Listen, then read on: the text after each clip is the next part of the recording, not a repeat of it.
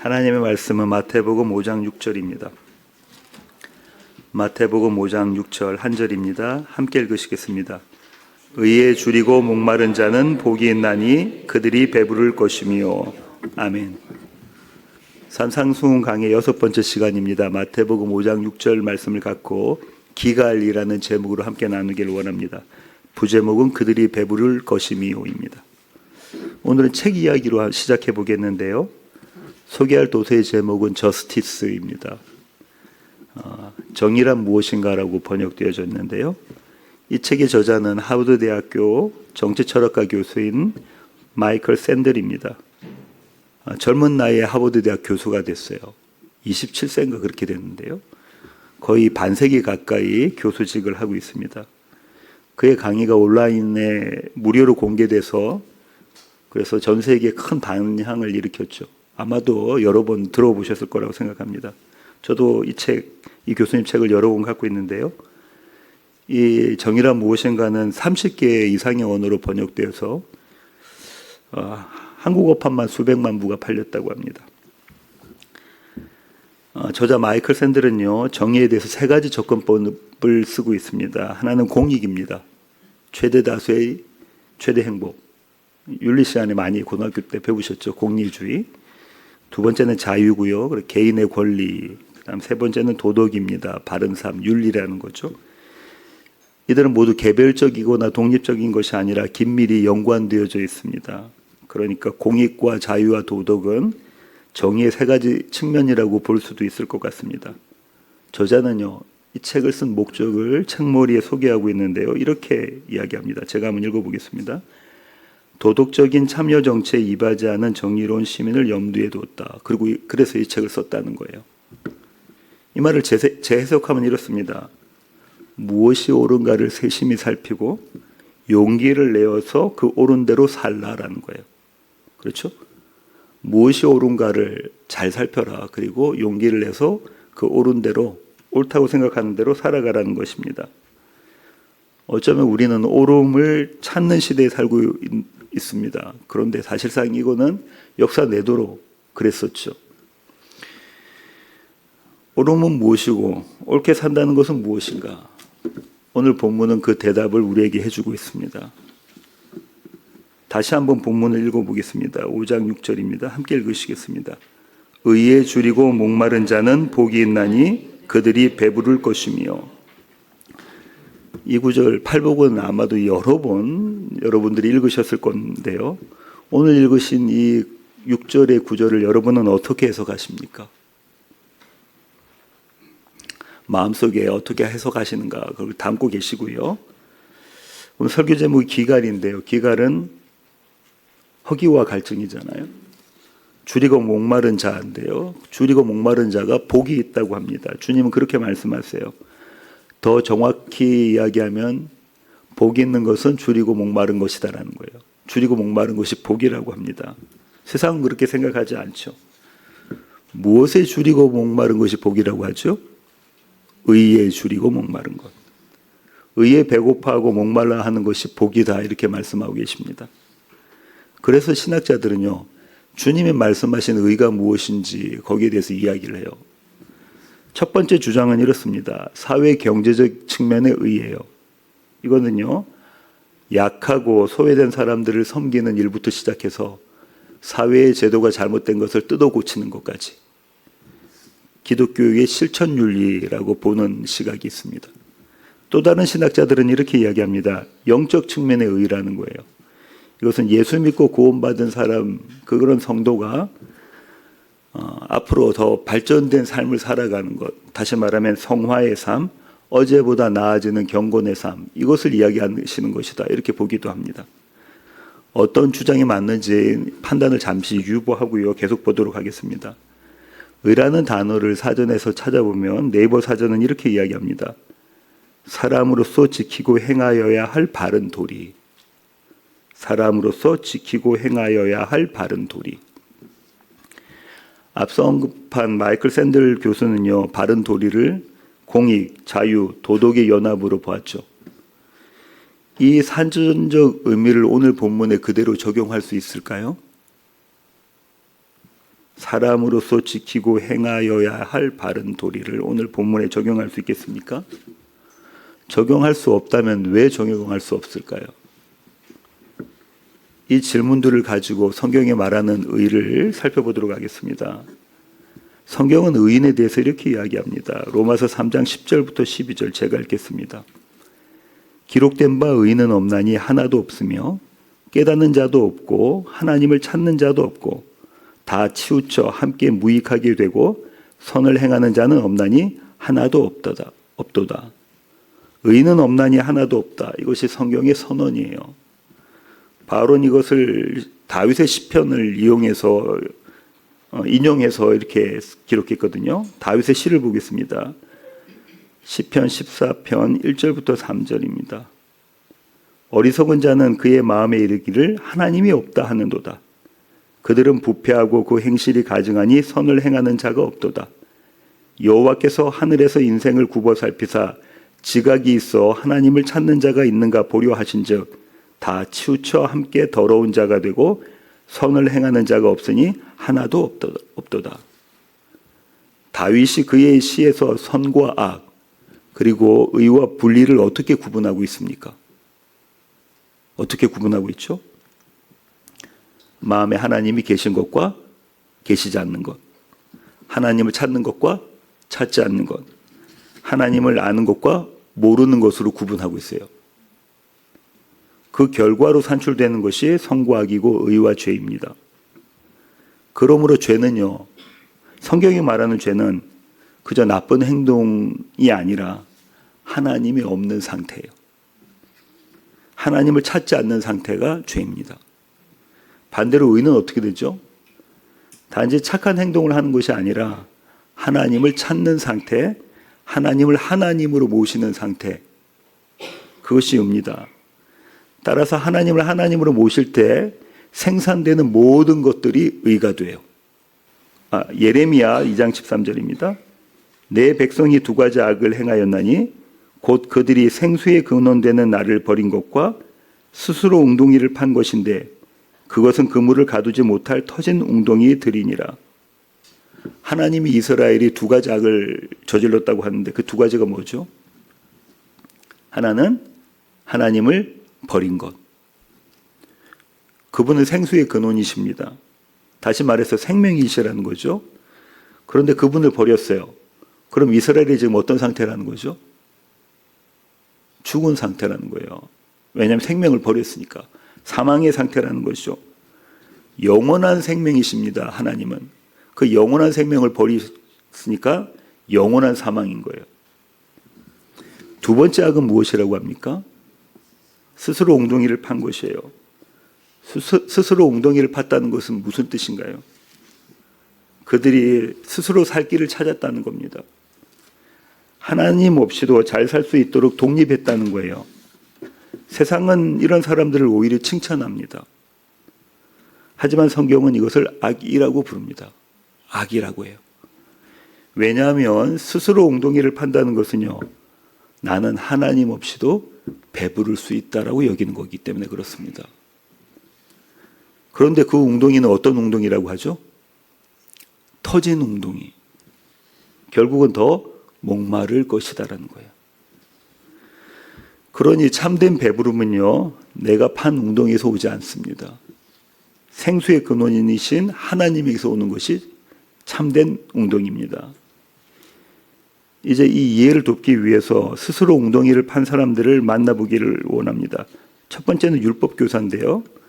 누가복음 10장 25절부터 29절, 제가 한 절 여러분이 한 절 교독하시겠습니다. 어떤 율법교사가 일어나 예수를 시험하여 이르되 선생님, 내가 무엇을 하여야 영생을 얻으리까?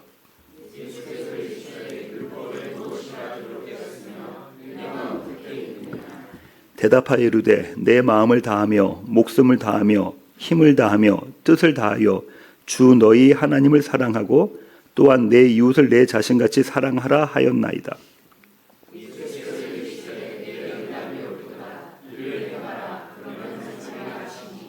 그 사람이 자기를 옳게 보이려고 예수께 여짜오되 그러면 내 이웃이 누구이니까? 율법 교사는 입으로는 하나님 사랑을 말하지만 곧바로 관심은 내가 옳다는 것을 증명하고 싶은 거예요. 나의 이웃이 누굽니까? 이웃에 대한 범위를 규정합니다. 그래서 이렇게 질문합니다. 내 이웃이 누굽니까? 누가는 이 사람의 의도를 분명히 이야기하고 있죠. 의도가 뭐라고 하죠? 자기를 옳게 보이려고. 그러니까 이런 말입니다. 선생님, 나는 옳은 사람입니다. 나는 의인입니다. 나는 이웃을 사랑할 자격과 능력을 갖추고 있습니다. 그러나 이 질문은요, 하나님 사랑으로 배부른 사람의 질문이 아니에요. 자기 의로 배부르려고 하는 사람의 질문입니다. 내 이웃이 누구입니까? 내가 사랑할게요. 그래서 주님은 선한 사마리아인의 비유로 이 사람을 가르치시는데요. 어떻게 가르치시냐면 이웃 사랑이 범위를 정하는 문제가 아니다라고 가르쳐 주시는 거예요. 이웃 사랑은 네가 무너지는 것이다. 그 네가 무너지는 문제가 바로 이웃 사랑이야.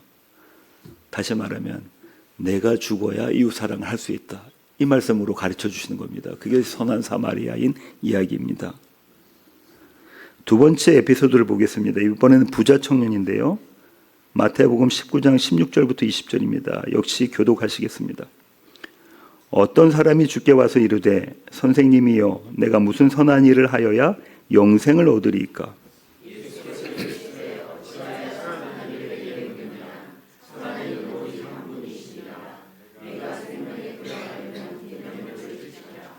이르되 어느 계명이오니까? 예수께서 이르시되 살인하지 말라, 간음하지 말라, 도둑질하지 말라, 거짓 증언하지 말라.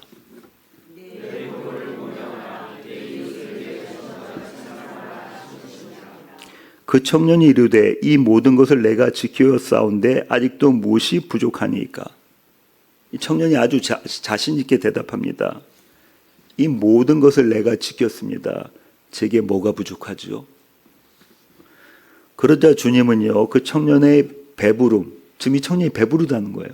그런가요? 내가 모든 것 다 지켰어요. 그 배부름의 근거를 건드리십니다. 가서 내 소유를 팔아 가난한 자들에게 주라. 네가 가지고 있는 것 팔아서 가난한 사람에게 나눠줘. 그의 배부름의 근원이 어디 있는지 그렇게 보여주시죠. 청년은 근심하면서 그 자리를 떠납니다. 왜 떠나죠? 그는 하나님으로 배부르지 않았기 때문입니다. 그는 재물로 배부르려 했고요. 성취로 배부르려고 했고요. 자기 의로 배부르려고 했습니다. 이 두 에피소드의 공통점은요. 지금 둘 다 하나님의 사랑, 이웃 사랑 중에서 이웃 사랑에 대한 이야기를 하고 있는 에피소드거든요. 이 에피소드는요. 이웃 사랑을 열매로 보고 있지 않는 거예요. 조건으로 보고 있는 겁니다. 결국 그것은 내가 이웃 사랑을 해낼 수 있다라고 보고 있는 거라고요. 이웃 사랑은 어떻게 나오는 거냐면 열매입니다.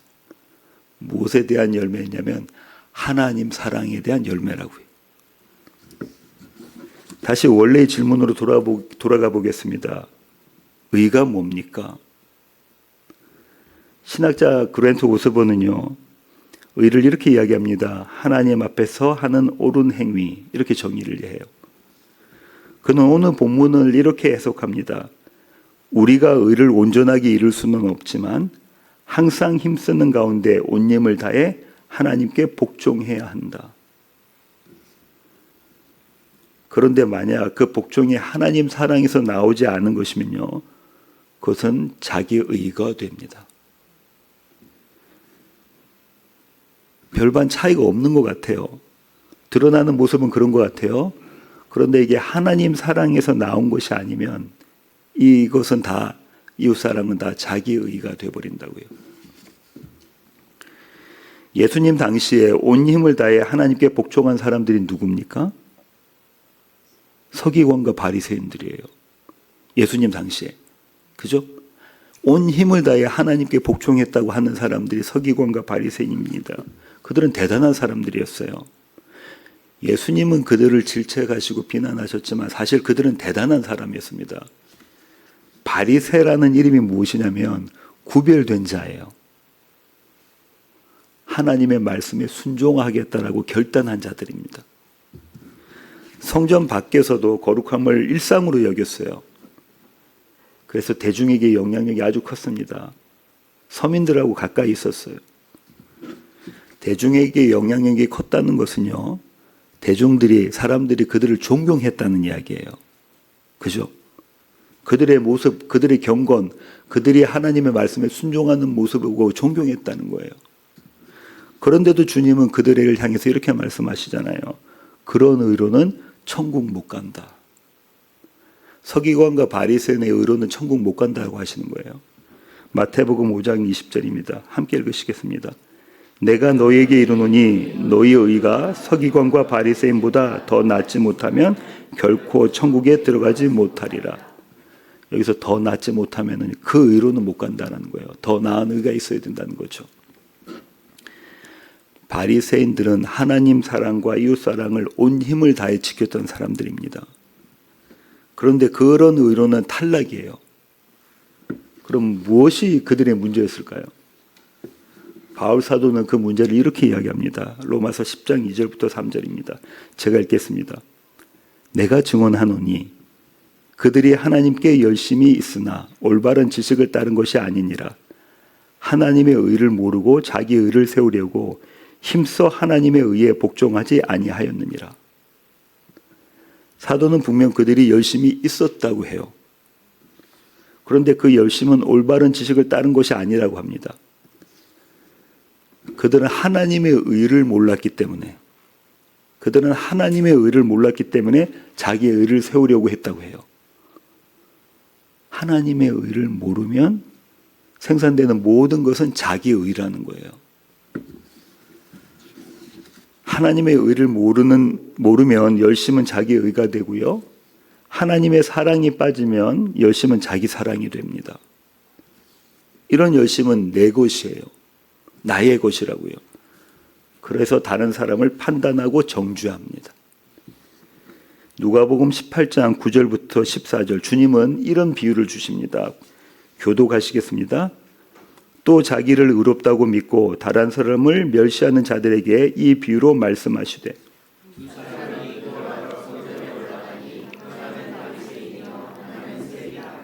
바리새인은 서서 따로 기도하여 이르되 하나님이여 나는 다른 사람들 곧 토색, 불의, 간음을 하는 자들과 같지 아니하고 이 세리와도 같지 아니함을 감사하나이다.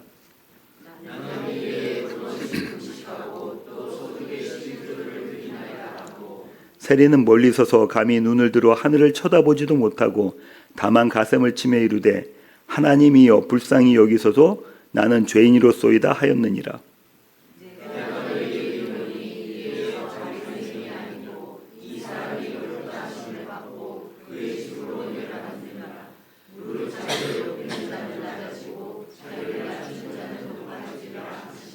아멘. 이 비유의 시작이 어떻게 되냐면요. 이렇게 돼요. 또 자기를 의롭다고 믿고 다른 사람을 멸시하는 자들에게 이 비유로 말씀하시되 자기를 의롭다고 믿고 다른 사람을 멸시하는 자들. 자기를 의롭다고 믿는 자는 하나님의 의를 모르는 자라는 거예요. 이 자들은 다른 사람들에게 대한 평가가 자연스럽게 나옵니다. 왜냐하면 이게 자기 것이니까요. 평가 기준이 내가 돼요. 나는 맞고 나는 잘했고 너는 틀리고 너는 부족하다. 우리 가운데도 이런 모습 있지 않습니까? 나는 맞고 그죠? 나는 잘했는데 너는 틀렸고 너는 부족해. 이렇게 자기의 열심을 내는 사람들은 자주 비교하고요. 쉽게 정죄합니다. 자기가 한 일에 대한 성취감을 누리고 우월감을 가져요. 내가 뭔가 좀 잘한 일이 있어요. 내가 뭔가 섬김을 했어요. 우리 미랄 아카데미 가서도 섬기잖아요. 그런 것이 나의 성취, 내가 뭔가를 해낸 것 같아요. 성취감을 갖게 돼요. 어떻게 되면요. 하나님의 의가 빠지면 모든 열심은 그렇게 됩니다. 이런 사람이 의에 줄이고 목말라 하겠습니까? 아니요. 안 합니다. 자기 의로 가득한 사람은 배가 고프지가 않아요.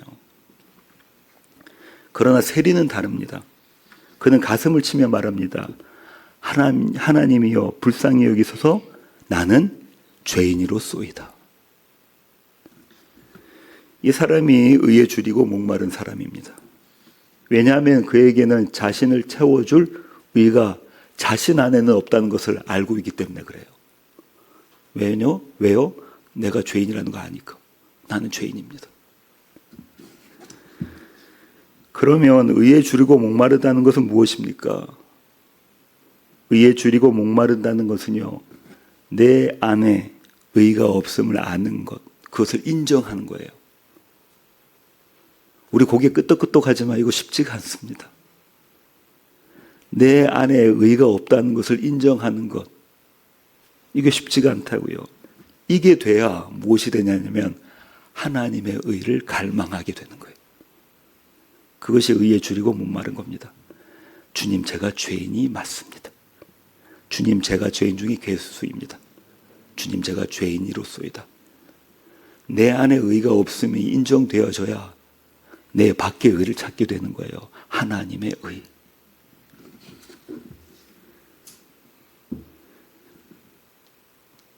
본문이 약속하는 배부름은요, 단지 죄책감이 사라지는 위로가 아니고요, 단지 도덕적인 성취감도 아닙니다. 성도의 배부름은 예수 그리스도를 바라보는 것입니다. 그분을 즐거워하고 기뻐하는 것, 그렇게 하나님 사랑하는 것, 그것이 성도의 배부름이에요. 그리고 그 하나님 사랑의 배부름이 흘러 넘쳐서 생산되는 것이 이웃사랑입니다. 똑같아 보여요. 그런데 전혀 다릅니다. 내 안에 하나님 사랑으로 가득할 때 그것이 흘러 넘쳐서 나오는 것이 이웃사랑이라고요. 그러므로 순서가 중요합니다. 하나님 사랑이 먼저예요. 배부름이 먼저입니다. 이웃사랑은 그 다음이에요.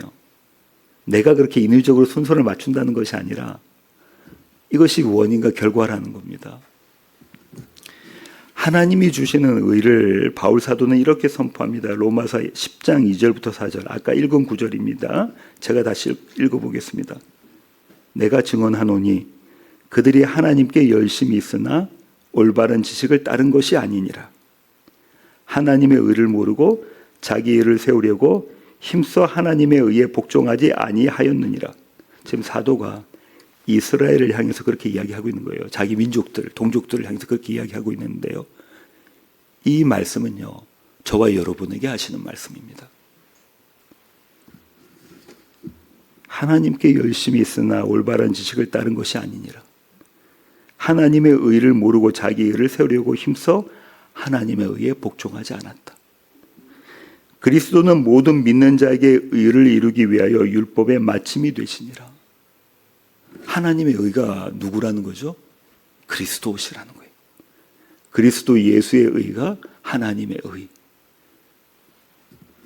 율법의 마침이 되신 분, 의의 완성이 되신 분, 그분이 예수 그리스도십니다.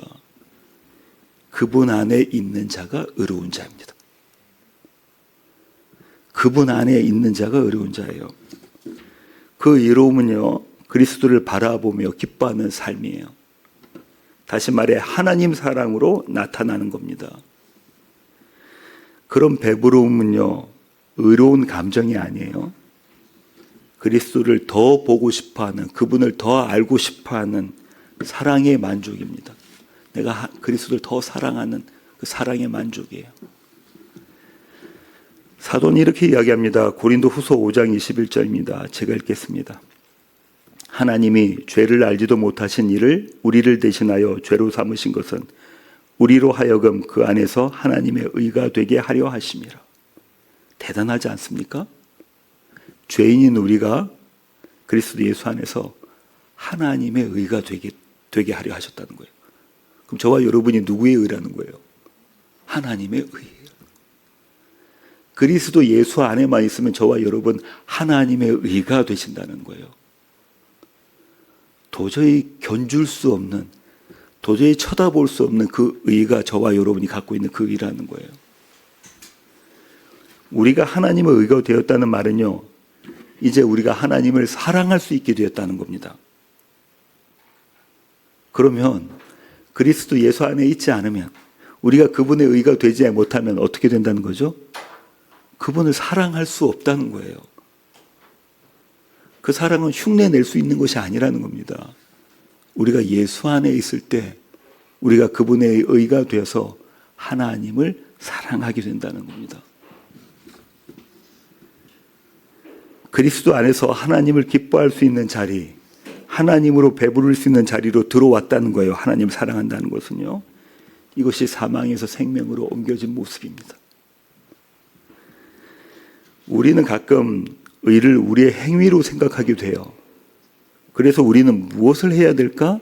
내가 이제 예수 믿고 구원받았는데 내가 이제 무엇을 해야 되지? 이런 질문을 하게 됩니다. 성도다운 삶은 어떻게 사는 것이지? 이런 질문을 하게 돼요. 하지만 주님은요, 우리가 무엇을 하여야 해서 누구를 바라보아야 하는가로 그 시각을 바꿔버리세요. 질문을 바꿔버리세요. 마태복음 21장 28절부터 31절 한 절씩 교독하시겠습니다. 그러나 너희 생각에는 어떠하냐? 어떤 사람에게 두 아들이 있는데 맏아들에게 가서 이르되 얘 오늘 포도원에 가서 일하라 하니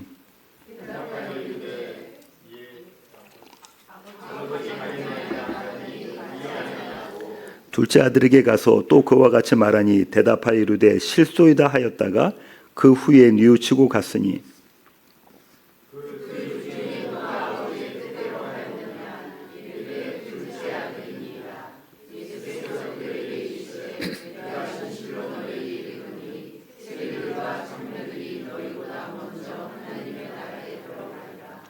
이 비유에서 둘째 아들이 누굽니까? 세리와 창녀입니다. 세리와 창녀들이 하나님 나라에 들어갔대요. 그들이 하나님 뜻대로 한 것이 뭐죠? 대단한 선행이 아니에요. 뭐라고요? 뉘우치고 하나님 뜻대로 한 것이, 그것이 뭐냐면 하나님이 보내신 자 그리스도 예수를 믿는 것이라는 거예요. 예수 그리스도를 그들은 바라봤고요. 그분에게 돌아왔습니다. 그것이 그들의 의가 되었어요. 팔복을 하면서 첫 시간에 제가 헬라어 시제 말씀드렸죠. 헬라어 시제에는 두 가지 속성을 갖고 있다고요. 하나는 시간입니다. 타인이고요. 또 하나는 시상이에요. 에스펙인데요. 의에 줄이고 목마르다가 현재 시제예요. 현재 시제의 시간은 이런 겁니다. 지금이라는 거예요. 오늘이라는 거고요. 시상은 이게 점점 더 발전되어 가는 거예요. 이걸 잘 이야기하고 있는 것이 누가복음 6장 21절 상반절인데요. 제가 읽겠습니다. 지금 줄인 자는 복이 있나니 너희가 배부름을 얻을 것이며. 마태복음은 지금이라는 얘기가 없는데 누가복음 이야기하고 있어요. 지금 배부름, 줄인 자는, 지금 목마르고 줄인 자는 복이 있다라는 거예요. 지금 의에 줄여야 됩니다. 어제 배고팠다고 오늘 배고프지 않으면 안 돼요. 오늘도 배고파야 돼요. 어제도 오늘도 내일도 주님이 오시는 그날까지 우리는 언제나 의에 줄이고 목말라 해야 합니다. 다시 말해서요. 어제 바라본 그리스도 예수를 끝나는 것이 아니라는 거예요. 오늘도 그리스도 예수를 바라보고 있어야 된다는 거예요. 오늘도 그분을 즐거워해야 합니다. 오늘도 그분을 기뻐해야 합니다. 그리고 이 배부름에서 이웃사랑이 흘러나오는 거예요. 억지로 짜내는 친절이 아니라 넘치는 사랑으로 하는 섬김이 됩니다. 조건으로 하는 봉사가 아니라 이 일을 해야지, 이것을 하면 내가 무엇을 얻을까? 또 이것은 내가 마땅히 해야 되는 일이니까 해야 되는 그런 것들이 아니라 배부름에서 나오는 봉사가 된다는 거예요. 이 사실을 알게 하시는 이가 성령 하나님이십니다. 성령께서 하시는 일이 뭡니까? 죄와 의와 심판에 대해서 알게 하시는 겁니다. 나는 죄인입니다. 내 안에 의가 없음, 그것을 알게 하시는 분이 성령 하나님이십니다. 그래서 내가 믿고 바라고 있는 오직 나의 의 되신 분은 그리스도 예수이십니다라는 고백을 만들어내시는 분이 그분이십니다. 그 안에서 하나님의 사랑으로 배부름칩니다. 그 배부름은요, 이웃사랑의 열매로 반드시 드러나게 돼 있어요. 반드시 드러납니다. 설교의 결론을 맺겠습니다. 오늘 설교 처음에 제가 이런 질문을 했습니다. 무엇이 의인가? 어떻게 사는 것이 의롭게 사는 삶인가? 성경이 말하는 의는요, 단지 사회적인 옳음, 정의, 아니면 도덕, 바른 삶, 개인의 윤리 이런 거 이야기하는 게 아니에요. 성경이 말하는 의는요, 하나님 앞에서의 옳음입니다. 하나님 앞에서의 옳음이에요. 하나님과 관계가 바로 되는 것이 의입니다. 히브리 사람들에게 의라는 건 그런 거예요. 관계가 바르게 형성된 것. 그 관계가 바르게 형성되면 자연히 나오는 게 뭐냐면 순종이라는 거예요. 믿음이란 단어 안에 여러 가지 뜻이 담겨져 있다고 했죠. 믿음이라는 것은 어떤 대상을 믿고 신뢰하는 것이고 그 결과로 드러나는 것이 뭡니까? 순종입니다. 충성입니다. 신실입니다. 한 단어 안에 들어있는 거예요. 그러므로 의에 줄이고 목마르다는 것은요, 단지 더 착해지고 싶다는 열망이 아닙니다. 하나님을 더 갈망한다는 영혼의 갈증이에요. 제가 하나님 더 갈망합니다.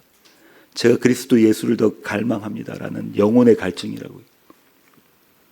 그리고 그 배부름은요, 그 갈증이 어떤 업적이나 성취로 채워지는 것이 아닙니다. 하나님 자신 예수 그리스도로 채워주시는 것이 배부름입니다. 주님은 그것을 약속하셨죠. 그렇게 배부른 자가 할 수 있는 고백이 어떤 고백이냐면요, 다윗이 한 고백입니다. 시편 23편입니다. 함께 읽으시겠습니다. 여호와는 나의 목자시니 내게 부족함이 없으리로다. 그가 나를 푸른 풀밭에 누이시며 쉴 만한 물가로 인도하시는도다. 내 영혼을 소생시키시고 자기 이름을 위하여 의의 길로 인도하시는도다. 내가 사망의 음침한 골짜기로 다닐지라도 해를 두려워하지 않을 것은 주께서 나와 함께 하심이라. 주의 지팡이와 막대기가 나를 안위하시나이다. 주께서 내 원수의 목전에서 내게 상을 차려주시고 기름을 내 머리에 부으셨으니 내 잔이 넘치나이다. 내 평생의 선하심과 인자하심이 반드시 나를 따르리니 내가 여호와의 집에 영원히 살리로다. 아멘. 이것이 저와 여러분의 배부름입니다. 기도하시겠습니다.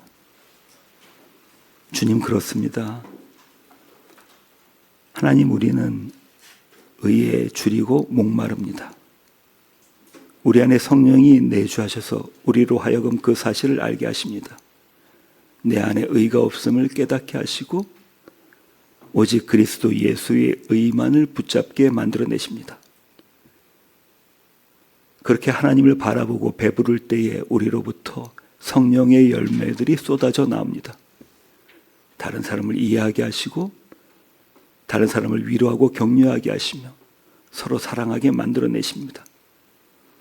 사망의 음침한 골짜기를 다닐지라도 해를 두려워하지 않습니다. 왜냐하면 주님께서 막대기와 지팡이가 되어주시기 때문에 그렇습니다. 언제나 원수 앞에서 우리에게 아름다운 잔치상을 차려주십니다. 하나님, 이 고백을 하며 하루하루를 살아가는 우리 낮은 울타리 교회 가족 되게 하시고 오직 한 번 하나님을 바라보며 하나님께만 영광의 찬송을 올려드리는 저희 모두가 되게 하여 주시옵소서. 귀하신 예수님의 이름으로 기도합니다. 아멘.